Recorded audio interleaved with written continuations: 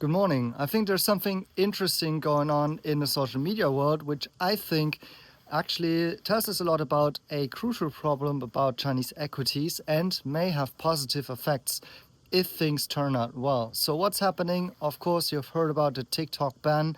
That seems to be a sure thing as of now.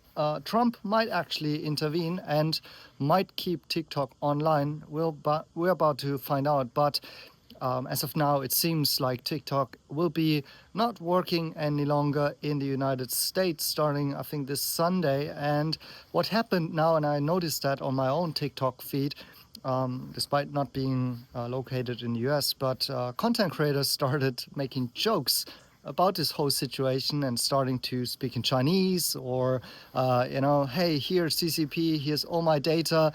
They're just mocking the situation, saying basically that they are willing to give their own data and everything just to keep their accounts or migrating to China just in order to stay online in this social network because it's sometimes their business, right? And it's giving them so much pleasure and also business opportunities which they cannot find on Instagram, on X, or anywhere else. Because frankly, you get a lot of attraction on TikTok in comparison to these other networks. And now the interesting part is what happened next is people started flocking onto another Chinese app which isn't banned in the US, which is called Xiaohongshu or Red Note.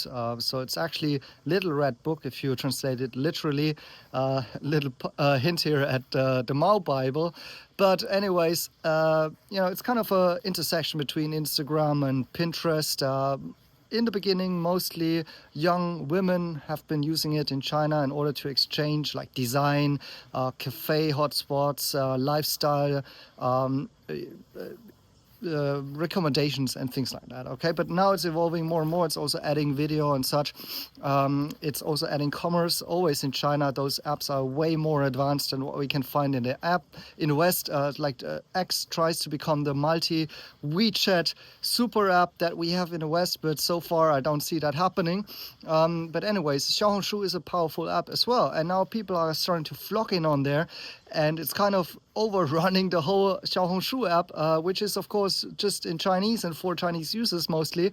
And now people are discovering the real China in there because they're posting stuff like, hey, guys, can you show us the real China? And then in the comment section, people start posting pictures about what China's like. And it's not as people have imagined it, right? So it's kind of a door opener for the Western people who are fleeing from TikTok, who are really, really refugees in a sense, fleeing from TikTok to Xiaohongshu, and now suddenly have the opportunity to engaging with Chinese users because that's actually not even the case in TikTok. And that's really interesting because it's breaking down this current artificial wall that we have between the perception in the West versus the East of how China is really like, and also how we are framing China in a very, very negative way only in the Western media, right? And now suddenly through a social media app triggered by the ban of TikTok, we will see that this wall is slowly eroding. We'll see how sustainable it is, whether or not those people can find a new home on Xiaohongshu is quite uncertain, right? Because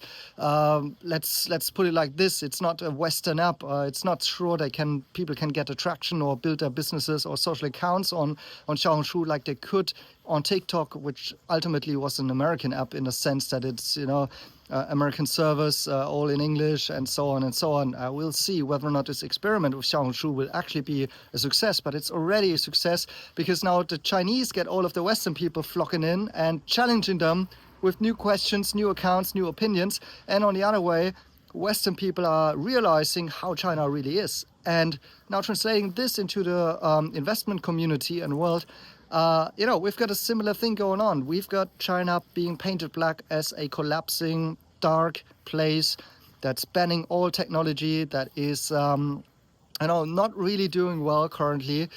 And that's what we read in the newspapers and the headlines every day and every month and so on. And if this little incident with Xiaohongshu now can bring more light to people on average that in the past maybe used to travel even to China before the pandemic, and now you have the better visa policy mostly for European citizens but not so much for the US yet. But the problem is there's not enough people's exchange, not enough communication, not enough people seeing with their own eyes. That's why I'm always keep saying, guys, go to China, see it with your own eyes, because what I don't want to be is I don't want to portray China as too positively or as the golden land of our dreams.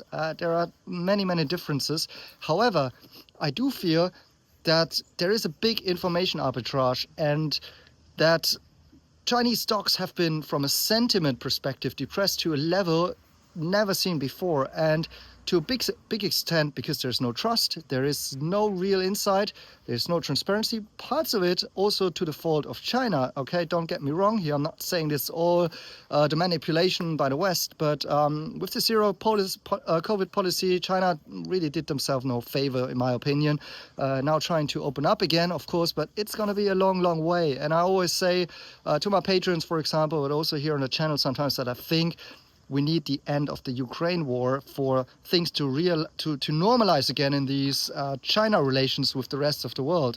Maybe not with the global south, but with the Western world, because many people just see China as an ally to Russia, and that's about it. So the story is over from there. Now again, I think this could be an opportunity to break down these walls, and you never know. Maybe there will be a FinTwit on Xiaohongshu going on, where people start discovering companies like NIO, like Alibaba, and so on, with different view, where they see how powerful those apps like Xiaohongshu are. Unfortunately, not a publicly traded company, and so on. Maybe some Wall Street bankers find out because they are too busy or too afraid to travel to China and see for themselves. I've heard this story countless times. It's really coming down to some basic thing like that people really just don't know how China is on the ground. Like, if I travel to China and I post about that, I get lots of DMs in my inbox, even from some hedge fund managers like, Marcel, can you tell me, how is China on the ground? What's the situation like? People go and see for yourself. And if not, open a Xiaohongshu account and see for yourself. And if that helps to lift sentiment, get communication up and going again, it could be a little trigger. But maybe if that expanding into other sectors as well, and maybe we even see Trump allowing TikTok to stay online and things like that, maybe this can get things rolling. So a little bit off of Chinese equities here, but important story to cover, in my opinion, and have on our minds that this could be a potential game changer. Thanks for watching.